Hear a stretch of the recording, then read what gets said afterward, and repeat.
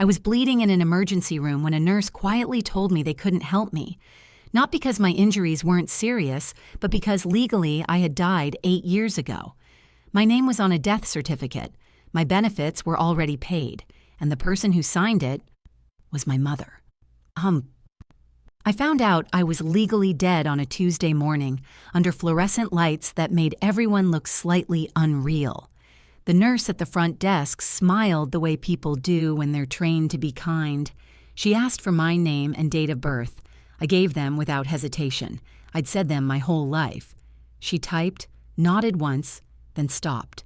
Her fingers hovered above the keyboard as if it had bitten her. "Can you spell that last name for me?" she asked. I spelled it, slowly, clearly. She typed again. Her smile thinned. She glanced at the screen, then at me, then back at the screen. I watched her eyes move the way they do when something doesn't line up. "I'm going to grab my supervisor," she said, still polite, still calm. I was sitting in a hard plastic chair in the ER waiting area, my left arm wrapped in a paper towel that had already soaked through with blood. It wasn't a dramatic injury. I'd slipped on wet concrete outside a grocery store and caught myself badly. My elbow throbbed. My head buzzed. I felt stupid more than scared. I nodded and waited.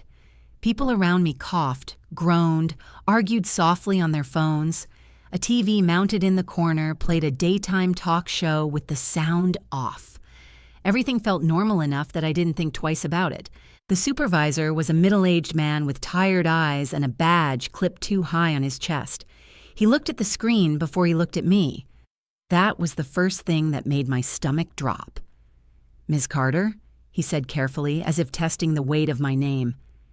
"Can you confirm your social security number?" I frowned. "Why?" "Just to make sure we're looking at the right record." I gave it to him. I'd memorized it as a teenager, the way you memorize things you're told will matter forever. He typed. The room seemed to quiet, not because it actually did, but because my attention narrowed until all I could hear was the tapping of keys and the distant beeping of a heart monitor somewhere behind the wall. He stopped typing. "I'm sorry," he said. "Can you say that again?" I repeated the number. My voice sounded steadier than I felt. He leaned back slightly and took a breath. Not a dramatic one, a professional one. The kind people take before delivering news they don't want to own. "Ms. Carter," he said, "our system is showing that this social security number belongs to a deceased individual." I laughed. I didn't mean to. It came out sharp and brief, the way laughter does when it's covering disbelief. "That's not possible," I said. "I'm right here." He nodded. "I understand how that sounds." "No," I said more firmly, "you don't. This is obviously a mistake." "I thought the same thing," he replied. "That's why I double-checked." My heart started to race. I could feel it in my throat. "Okay," I said, "so double-check it again." He turned the screen slightly, not enough for me to read everything, but enough that I could see a single word, bold and unmistakable. Deceased. "There was a death certificate filed 8 years ago," he said. "Benefits were issued shortly after." The air seemed to leave my lungs all at once. I pressed my uninjured hand against the edge of the counter to steady myself. "You can't treat me?" I asked. His jaw tightened. "Legally, we can't open a chart under a deceased identity." "But I'm bleeding," I said stupidly. "I see that," he said, softer now. "And I'm sorry, truly. But if we proceed under this record, we put the hospital at risk." I stared at him. Around us, the ER continued its low hum of life. Someone laughed. A child cried. A stretcher rolled past. "I need to make a phone call," I said. He nodded. "Of course." I stepped aside and pulled out my phone. My hands shook as I scrolled through contacts I hadn't touched in years. There was only one number that made sense. My mother answered on the third ring. "Evelyn," she said, surprised. "What's wrong?" I swallowed. "Mom," I said, "I'm at the hospital." There was a pause. Not long. Just long enough. "What happened?" she asked. "They're telling me I'm dead," I said. Silence stretched across the line. I could hear her breathing, slow, controlled. "Mom?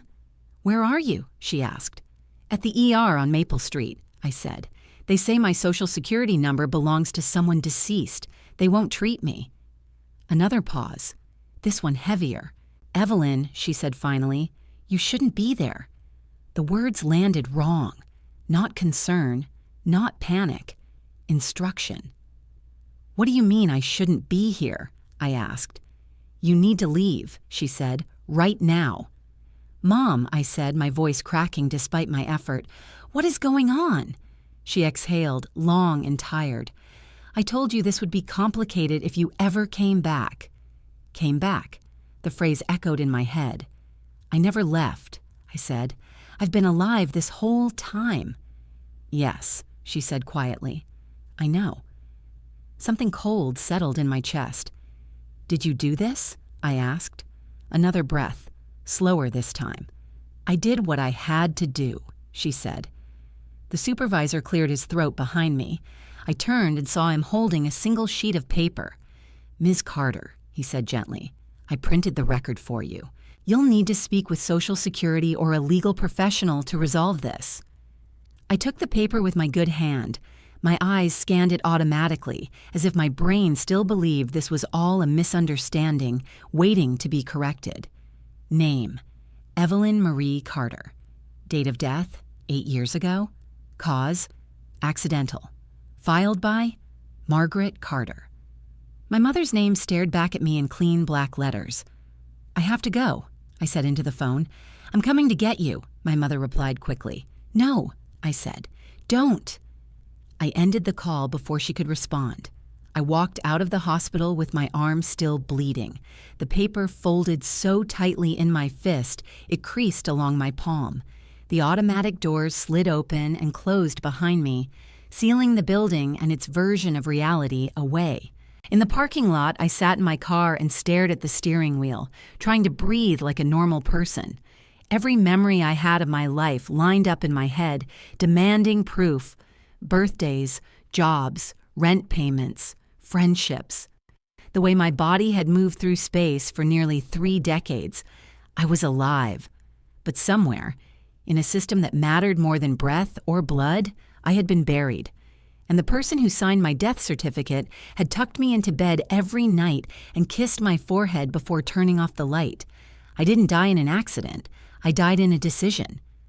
Before I was dead on paper, we were a good family. That's the part people don't want to hear, but it's the truth. We lived in a quiet neighborhood where lawns were trimmed on Saturdays and everyone waved without really knowing each other. Our house was beige, unremarkable, the kind you forget 5 minutes after driving past it. Inside, everything had its place. Shoes by the door, mail on the counter, dinner at 6. My mother, Margaret, believed deeply in order. Not just cleanliness, but order as a moral principle.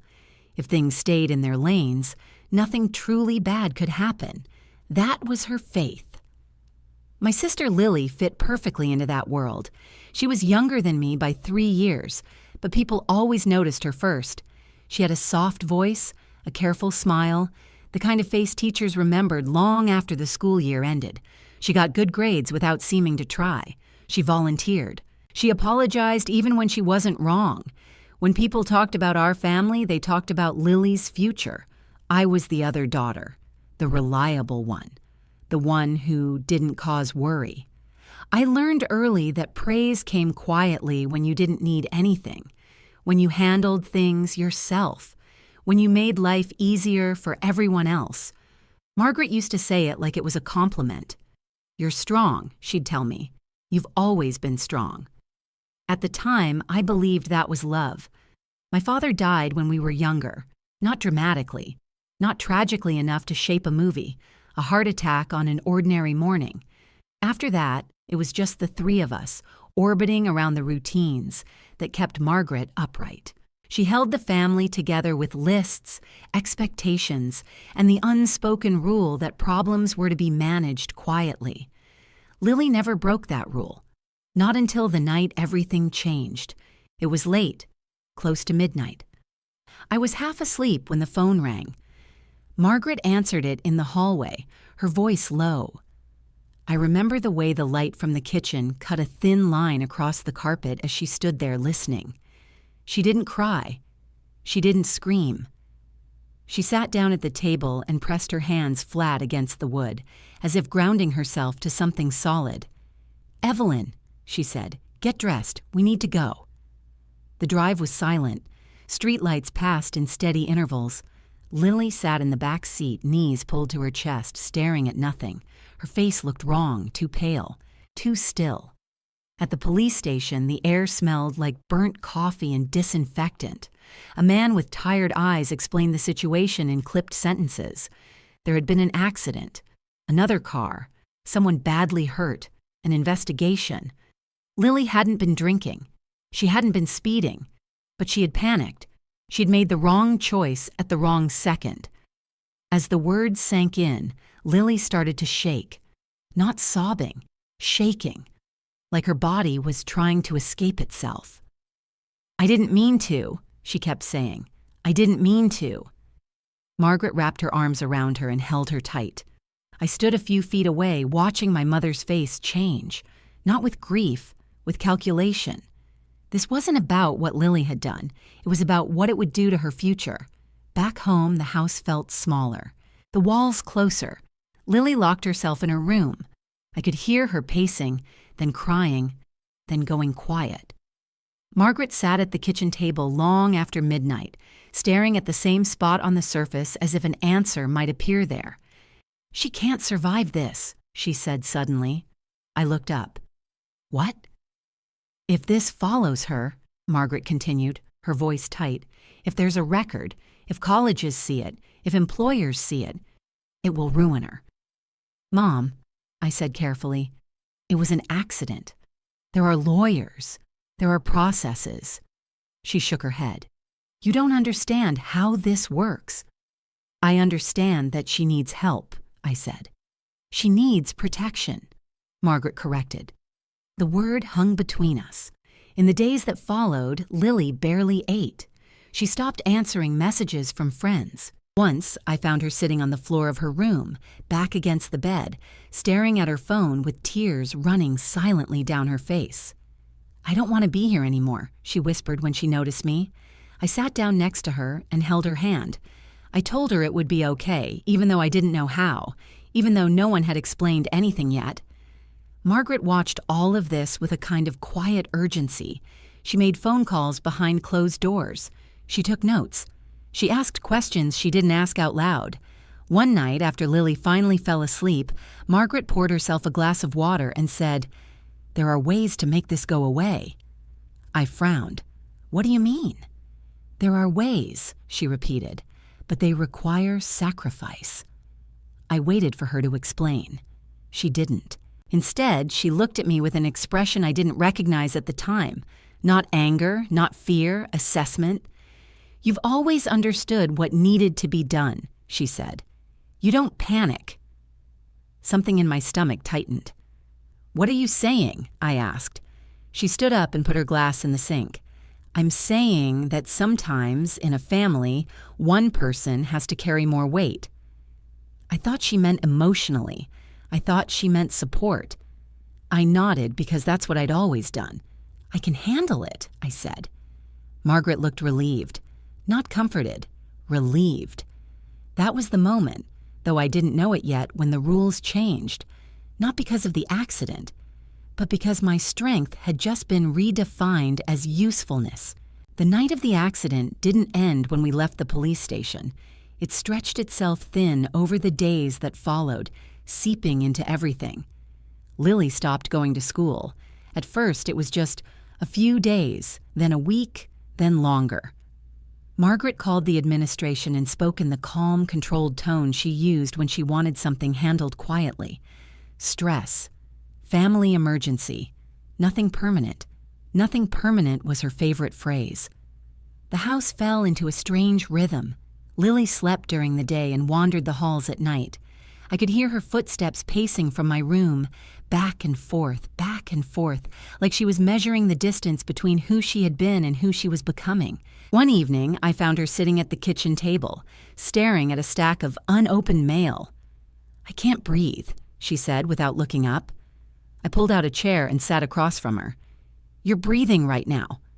She shook her head. "No, I'm waiting. Every second feels like waiting for something bad to finish happening." I reached for her hand. It was cold.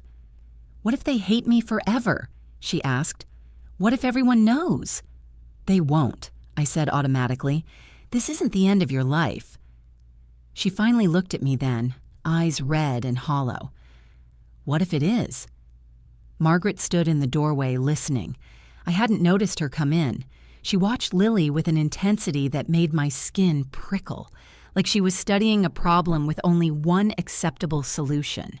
Later that night, Margaret asked me to sit with her in the living room. The TV was off, the lamps were dim. The house felt suspended like it was holding its breath. "I've spoken to someone," she said. "A lawyer?" I asked. "Someone who understands how records work," she replied. "How things are documented, how they're remembered." I didn't like the way she said remembered. "There's an investigation," I said. "You can't just erase that." She nodded slowly. "Not erase, redirect." I stared at her. "Redirect to where?" She didn't answer right away. Instead, she leaned forward and rested her elbows on her knees. "Evelyn," she said, "you know Lily is fragile." "Yes," I said, "and she needs support, therapy, time." "She needs her future," Margaret said sharply, "and she won't have one if this follows her." I felt a chill crawl up my arms. "What are you suggesting?" Margaret lifted her eyes to mine. They were steady, decided. "I'm asking you to help me protect your sister." The words sounded reasonable, familiar. That's what scared me. "How?" I asked. She exhaled. "By stepping back for a while." "From what?" I asked. "From everything," she said. I laughed because the alternative was panic. "You mean take a break? Like, move out?" "For now," she said. "Go somewhere else. Start fresh. Let this pass." "And then?" I asked. "And then we'll see," she replied. Something about the vagueness bothered me. "How long is a while?" She hesitated. "Just long enough." "As long as it takes," she said. I stood up. "Mom, that doesn't make sense. How does me leaving fix anything?" Margaret's voice hardened. "Because you're not the one under scrutiny." "I didn't do anything," I said. "Exactly," she replied. "You're clean." The word landed wrong. "You're strong," she continued, softer now. "You don't need the same things Lily needs. You've always been independent." I searched her face for doubt, for hesitation. There was none. "You want me to disappear," I said. She flinched, temporarily. "So people don't ask questions," I said. "So people stop looking," she corrected. The room felt suddenly smaller, the walls closer. "I didn't know we were choosing like this," I said. Margaret looked genuinely confused. "Choosing what?" "Which daughter gets to exist," I said. She stood up abruptly. "Don't be dramatic." "I'm not," I said. "I'm trying to understand." She walked to the window and stared out into the dark yard. Families make choices all the time. You don't call it cruelty when it keeps everyone safe. "Everyone?" I asked. She didn't answer. The next morning, she handed me a manila envelope. Inside were photocopies of my birth certificate, my social security card, my passport. "Keep these safe," she said. "You won't need them for a while." "Why not?" I asked. She met my eyes. "Because the less you use your name, the quieter this stays." I should have said no. I should have demanded clarity. I should have asked 100 questions that might have slowed everything down. Instead, I nodded. I told myself it was temporary. I told myself it was helping. I told myself that being strong meant trusting the people who had raised me. That night, Lily came into my room and sat on the edge of my bed. "I heard you're going away," she said. "Just for a bit," I replied. She bit her lip. "I'm sorry." "For what?" "For ruining everything." "You didn't ruin anything," I said.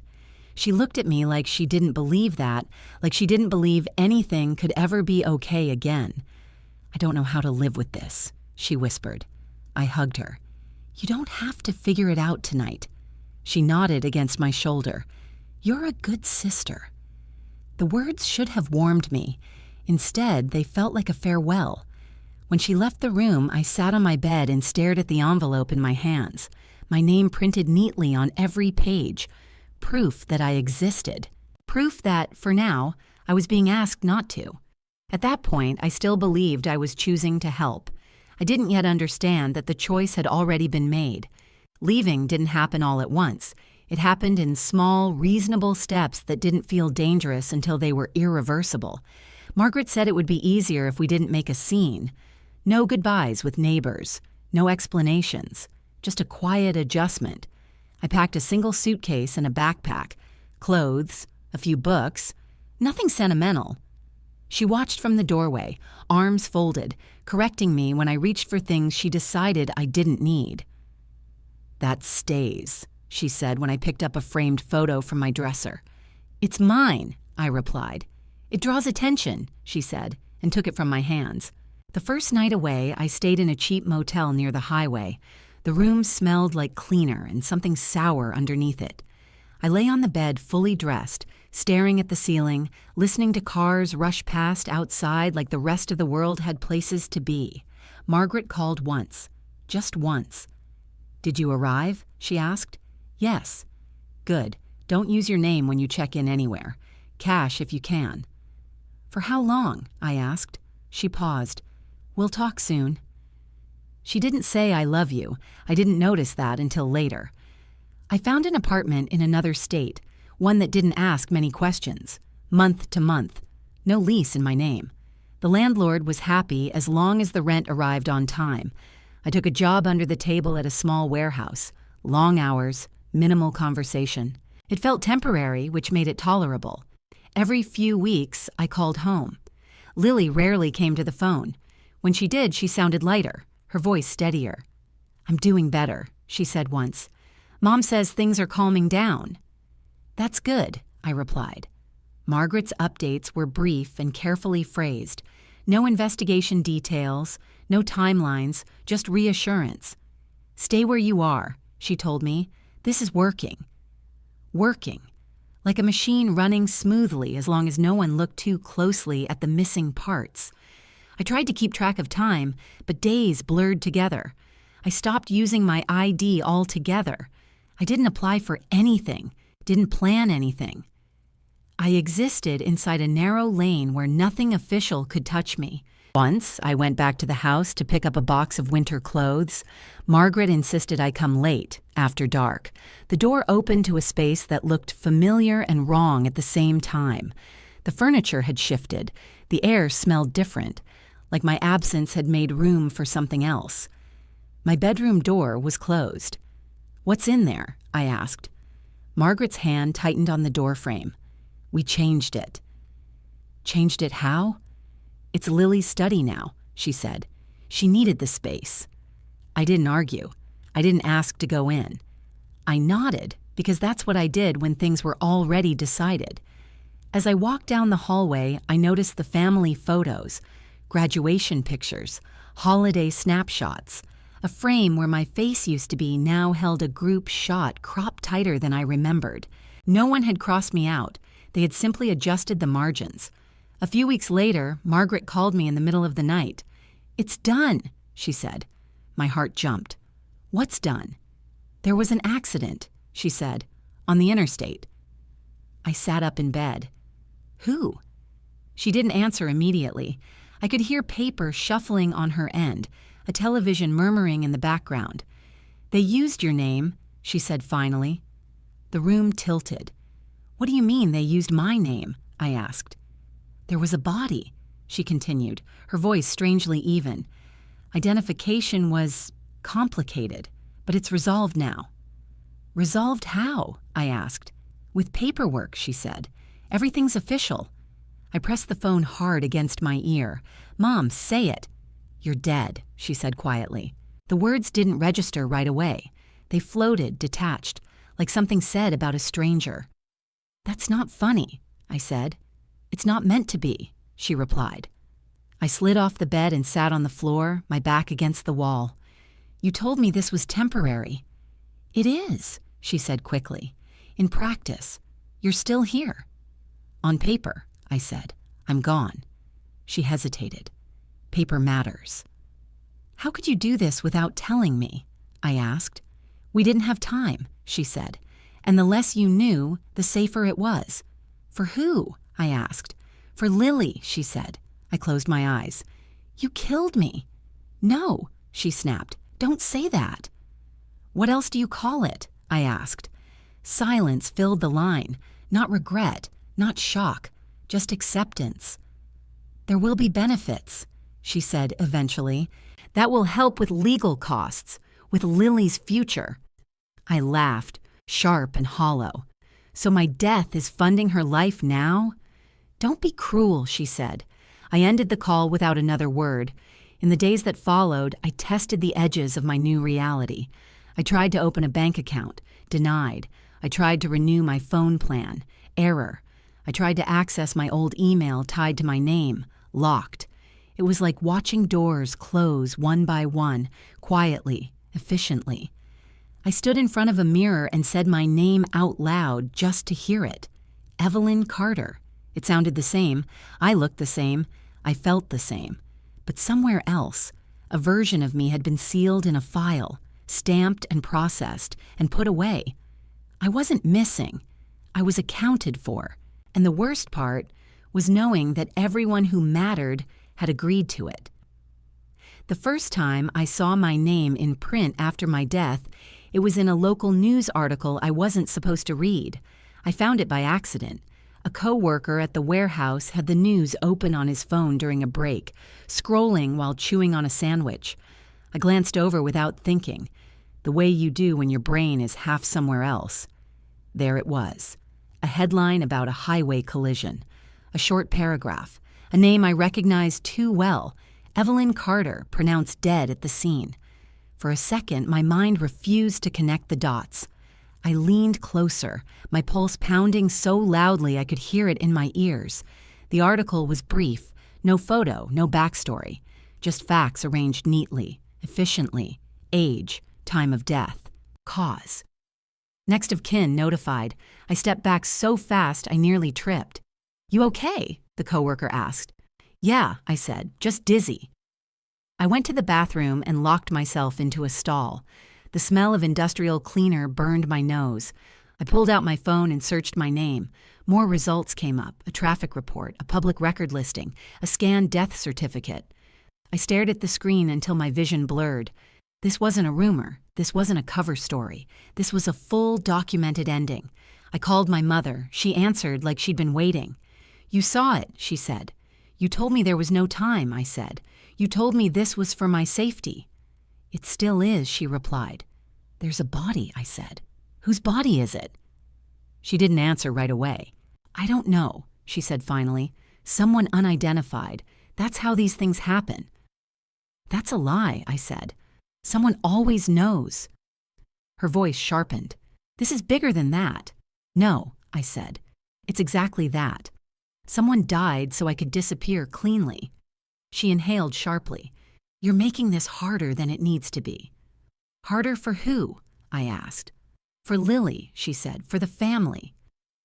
I leaned my head against the bathroom wall, the cool tile grounding me. "You used my name," I said. "You didn't ask. You didn't warn me. You didn't even give me a chance to say no." "You would have said no," she replied. "Yes," I said, "because I'm alive." "You're alive because we handled this properly," she snapped. "Do you think the system cares about feelings? It cares about clean records, clean lines." "So now I'm a line item," I said. She sighed, tired, like I was being unreasonable. "You're still you. Nothing about your body changed." "Everything else did," I said. When the call ended, I sat there long after, listening to the hum of the lights, feeling something inside me harden into a shape I didn't recognize yet. From that point on, the world treated me like a rumor. I couldn't prove who I was. not in any way that mattered. Every attempt to reattach myself to normal life failed quietly. No dramatic rejections, just blank screens, error messages, polite smiles that ended conversations before they started. I learned new rules. Don't get hurt, don't get sick, don't attract attention. I memorized alternate names the way people memorize exits in a burning building. I kept my head down. I paid cash. I moved often. Meanwhile, Lily's life kept unfolding. Margaret sent updates the way people send weather reports. Lily was back in school. Lily was smiling again. Lily got into her top choice college. "She's thriving," Margaret said once, pride unmistakable in her voice. "Good," I said, and meant it more than I wanted to admit. I didn't hate Lily. That surprised me. I hated the system that made this possible. I hated the ease with which my existence had been traded. But Lily was still my sister, the girl who had cried on my shoulder and called me strong. What I hated most was how clean it all was. No one checked on me, no one worried, because on paper, there was nothing left to check. The benefits came through quickly. Margaret didn't hide that part. "It helps," she said. Everything went smoother than expected. Smoother, as if my erasure had simply greased the wheels of everyone else's future. I hung up and stared at my reflection in a darkened window.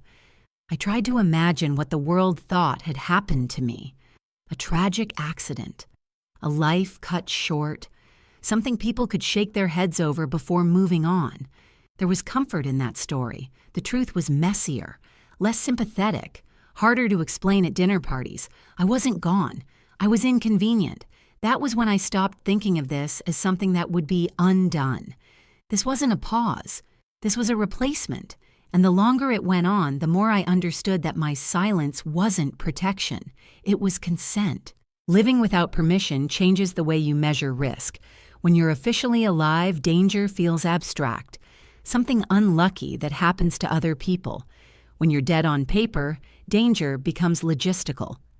Not will this hurt, but what happens if anyone asks who I am? I learned to think that way quickly. I avoided doctors. I ignored pain. I let a tooth ache for months until it stopped hurting on its own.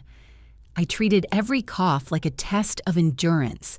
If I could still stand, I was fine. If I could still work, I didn't exist enough to matter. Jobs came and went, always cash, always temporary. Warehouses, cleaning crews, overnight shifts where no one asked questions as long as you showed up and didn't complain. I became good at being forgettable. People didn't learn my name. I didn't correct them. I moved apartments every year or so, never long enough for anyone to get curious. I didn't decorate. I didn't unpack fully. I kept my life light enough to carry in 2 trips if I had to. Sometimes, late at night, I would say my real name out loud just to make sure it still belonged to me. Evelyn Carter. It sounded strange in empty rooms, too solid for a life built on absence. Margaret called less often as time passed. When she did, it was always about Lily. "She's engaged," she said once. "She got an internship." Another time. "She's so happy, Evelyn. You did this for her." I never argued. Arguing required the belief that I still had leverage. Once I asked, "When does this end?" Margaret paused. "You don't need an ending. You're doing fine." That was when I understood that, to her, I wasn't waiting anymore. I was settled. The accident happened on a rainy afternoon, the kind where the sky looks low and heavy, like it might press everything flat if it could. I was driving home from a shift that had gone long, my hands sore, my mind numb. The other car ran the light. I remember the sound first, metal folding, glass shattering, then the jolt, sudden and violent, snapping my head forward. Pain exploded along my side. The world tilted, then stilled. I didn't lose consciousness. I almost wished I had. Someone was shouting. Someone else was calling 911. I lay there, rain dripping through the broken window, my breath coming in short, sharp pulls.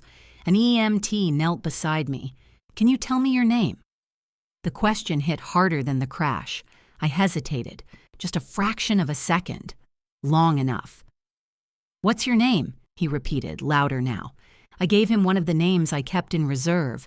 He typed it into his tablet, frowned, and looked up again. Date of birth? I answered. He typed again, his jaw tightened. Try spelling that, he said. My pulse hammered. I spelled it. He turned the screen away from me and stood up. Another EMT joined him. They spoke quietly, their backs half turned. I caught fragments. Doesn't exist. System flag. Deceased. My vision blurred. I'm bleeding, I said. I need help. The first EMT looked down at me, something like regret flickering across his face. I'm sorry, he said. We can't transport you under this identity. What does that mean? I asked. It means, he said carefully, if we treat you, we lose our license. Rain soaked through my clothes. Cold crept into my bones. So you're just going to leave me here? I asked. They didn't answer right away. One of them finally said, We can call the police. Panic surged. No, I said quickly. Please don't. They exchanged a look. After a moment, the first EMT leaned closer and lowered his voice. Do you have someone you trust? I laughed, a thin, broken sound. Not officially. They cleaned the wound as best they could, wrapped it tight, gave me instructions they knew I couldn't follow up on. Then they left. I sat there in the rain long after the sirens faded, shaking with pain and something worse. Not fear of dying, fear of being noticed. I made it home somehow. I don't remember the drive. I remember collapsing onto the floor and pressing my forehead to the cold tile, breathing through waves of pain until they dulled. That night, I understood the full shape of what my mother had done.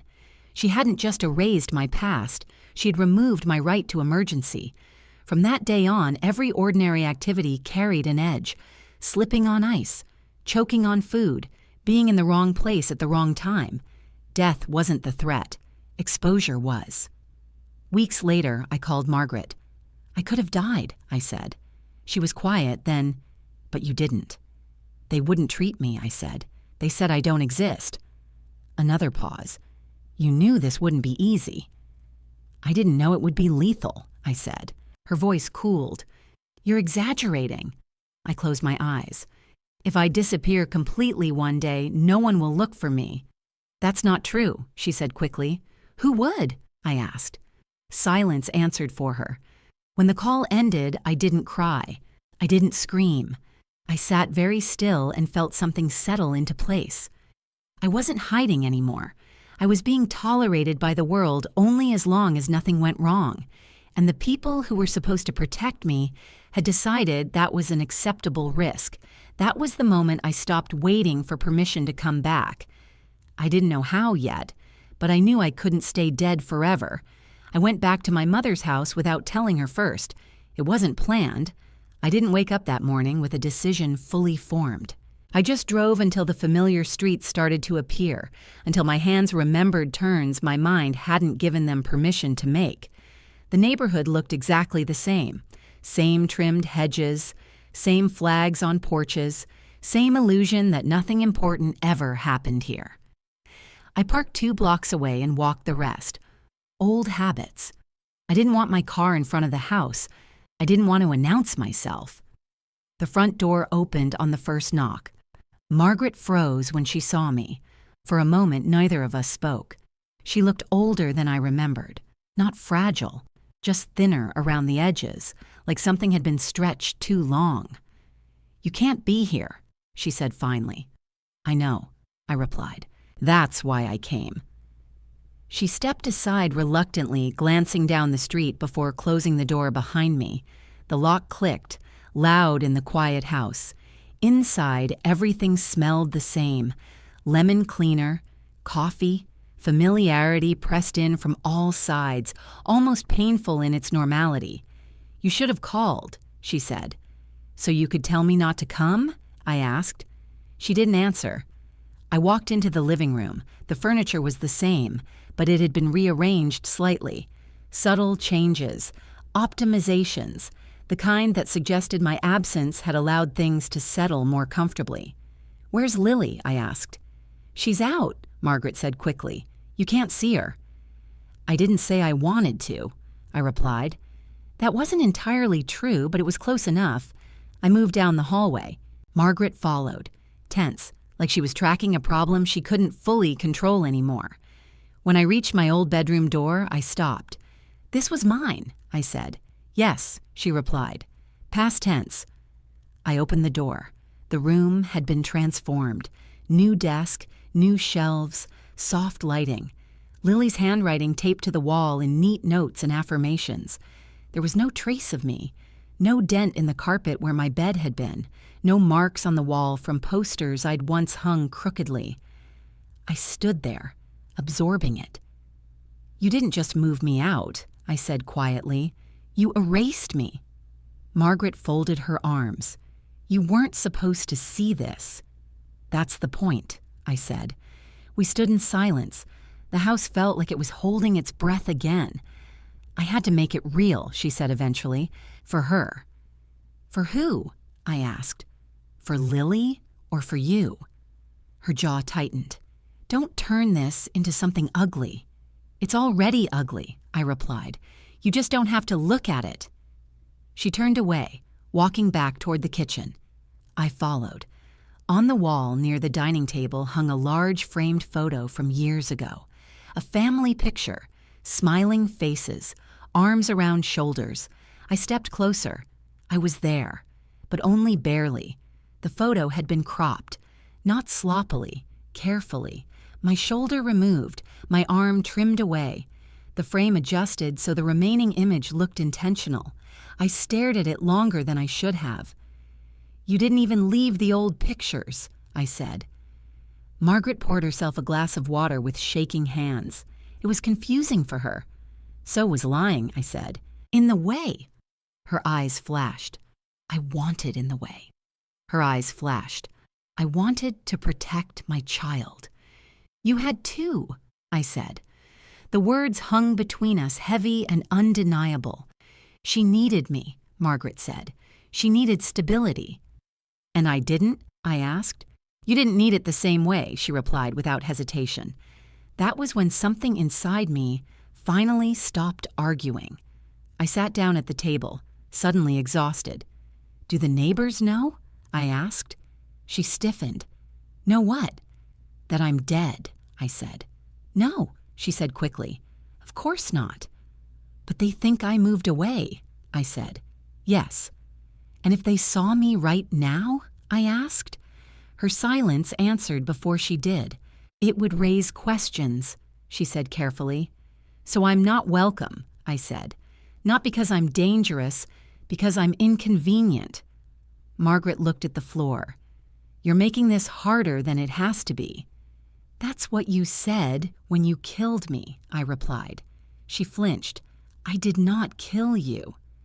"You removed me from the world," I said. "You taught everyone to live without me." She swallowed. "I did what I thought was right." "For Lily," I said. "For the family," she corrected. I stood up. "Then say it." "Say what?" "That if you had to choose again," I said, my voice steady despite the way my chest burned, "you would still choose her." Margaret didn't answer immediately. She pressed her lips together, thinking. Finally, she said, "It's not about choosing." I nodded. That's what I thought. I walked toward the door. She didn't stop me this time. At the threshold, I paused. "If something happens to me," I said, "no one will know. No one will ask questions. That was your plan, right?" She looked up sharply. "Don't say that." "It's already true," I replied. Outside, the afternoon sun felt too bright, too normal. As I walked away from the house, I realized something that hurt more than any injury I'd ignored. They hadn't lost me. They had adjusted. And once a family learns how to live without you, it rarely feels the need to invite you back. The lawyer's office was smaller than I expected. No sweeping city views, no dramatic shelves of law books, just a clean room, neutral walls, and a desk with carefully stacked files. The kind of place where things were handled quietly, without emotion. Daniel Ross listened without interrupting. I told him everything, not all at once. I moved slowly, like I was stepping across thin ice, testing each memory before I put weight on it. He didn't react when I said my name. He didn't flinch when I said I was legally dead. When I finished, he leaned back in his chair and folded his hands. "You're not the first person this has happened to," he said. That should have comforted me. It didn't. "You can fix it?" I asked. "Yes," he replied, "but not without consequences." I nodded. I had learned to expect that word. "If we reopen your identity," he continued, "everything attached to it reopens too. The original incident, the timeline, the paper trail that was buried when you were declared deceased." I swallowed. "My sister." "Yes," he said, "her clean record won't stay clean." I stared at the edge of the desk. What would happen to her? "Investigations," he said. "Public attention, potential loss of contracts, employment, credibility. I can't predict everything, but I can promise it won't be quiet." I closed my eyes. 8 years of silence pressed in on me. 8 years of careful living. 8 years of being told that staying dead was the responsible choice. "And if I don't?" I asked. Daniel met my eyes. "Then nothing changes. You continue living unofficially, without protection, without recourse, without permission," I thought. I left his office with a folder under my arm and a weight in my chest that made every step feel deliberate. I didn't call my mother right away. I walked instead, past offices and cafes and people moving through lives that were fully recognized by the world. Every face I passed had a place in a system that would acknowledge them if something went wrong. Eventually, I found myself back at my mother's house. This time, she was expecting me. She opened the door before I knocked. Her face was pale, her eyes already wet. "You talked to someone," she said. "Yes," I replied. She stepped aside and let me in. We sat at the kitchen table, the same one where so many quiet decisions had been made. "He told you what would happen," she said. "He told me the truth," I replied. Margaret's hands trembled as she wrapped them around her mug. "If you do this," she said, "you'll destroy everything she built." "I didn't build it," I said. "I disappeared so it could exist." "She has a family now," Margaret pressed. "A career. A child. Do you want to be the reason that falls apart?" I looked at her. Really looked at her. At the fear there. Not for me. For what would be exposed. "Do you want me to stay dead forever?" I asked. Her lips parted, closed, opened again. "I want you to understand," she said. "Some lives can't survive being shattered." I leaned forward. "Then answer me." She looked away. "If the roles were reversed," I said, my voice steady, "if Lily had been the one who could disappear, would you have chosen me?" The silence that followed was heavier than any answer she could have given. Margaret stared down at the table. Her shoulders slumped, just slightly. "You were stronger," she said at last. The words landed exactly where I expected them to. Not love, not fairness, utility. I nodded. That's what I needed to know. She reached for my hand. I pulled it back. "I won't be convenient anymore," I said. Her voice broke. "Evelyn, please." "For 8 years," I said. "I lived like a mistake you managed well. I won't do that again." "You'll ruin her," Margaret whispered. I stood up. "No, I'll just stop saving her with my absence." I walked out before she could say anything else. The door closed behind me with a finality that felt earned. That night, I sat alone and filled out the first form. My handwriting was steady. My name looked solid on the page. Evelyn Marie Carter. For the first time in years, I wasn't careful. I was honest. Coming back to life wasn't dramatic. There were no speeches, no apologies, no moment where the world paused to make space for me. It happened in offices with neutral carpeting and fluorescent lights, in waiting rooms where no one looked at each other, in forms passed across desks by people who didn't know they were holding the remains of someone else's choices. I signed my name again and again. Evelyn Marie Carter. Each time, it felt less like reclaiming something and more like anchoring it, like pressing my feet into the ground to prove I could stand here without sinking. There were interviews, verifications, delays that stretched into weeks, a system undoing what it had once accepted without question. No one asked why it had been allowed to happen in the first place. They only cared that it was now inconvenient to keep pretending it hadn't. When my Social Security card arrived in the mail, it came in a plain white envelope. I held it in my hands for a long time before opening it. The weight surprised me, not physically, symbolically. This small piece of plastic carried the difference between being helped and being ignored, between being protected and being expendable. I wasn't euphoric. I didn't cry. I felt quiet. The consequences followed quickly after. Lily's name surfaced in places it hadn't before. Old reports reopened, records re-examined, people asking questions that had been postponed long enough to feel like history. Margaret didn't call. When Lily did, her voice was tight and controlled, like she was speaking through a room full of people she didn't trust. "Did you do this?" she asked. "Yes," I replied. There was a long pause. Why now? I thought about that, about the years I'd spent avoiding mirrors, avoiding risks, avoiding existence. "Because I almost died for real," I said, "and no one was allowed to save me." She exhaled sharply. "You could have warned me." "I was never warned," I replied. "That's not fair," she said. "No," I agreed. "It isn't." She hung up without saying goodbye. Margaret sent one message. Just one. "I hope you're happy." I read it once and didn't respond. Life didn't suddenly become easy. There were things I'd lost that didn't come back just because the paperwork changed. Time doesn't refund itself. Trust doesn't regenerate on command. But small things shifted. I went to a doctor and filled out a form with my real name. I signed a lease. I opened a bank account without holding my breath. One afternoon, I tripped on a cracked sidewalk and laughed afterward, the sound surprising me. Not because it was funny, because I could fall and know that help was allowed to find me. Sometimes I think about the version of me that exists only in records. The girl who died 8 years ago on a highway she never drove on. The neat ending people accepted because it kept everything else intact. I don't resent her. She did her job. She made room for the truth to arrive later. I don't know if my family will ever forgive me. I'm not sure forgiveness is the right word for what they want.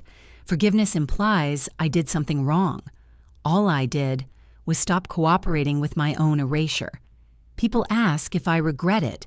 They expect a complicated answer, something heavy, something guilty. But the truth is simple. I regret believing that being strong meant being disposable. I regret confusing silence with love. I don't regret coming back. My family says I destroyed them, that I could have stayed quiet, that I could have kept things peaceful. They're right about one thing. I could have. But peace built on my absence was never peace. It was convenience. And I spent 8 years being convenient. I won't do that again. I'm alive. Not just breathing. Recognized. I didn't tell this story to be forgiven. I told it because silence almost killed me. Families don't always break you with cruelty. Sometimes they do it with calm decisions and clean paperwork. If you're watching this and wondering whether you'd survive being erased, ask yourself one thing. How much of you is still alive if the world refuses to see you?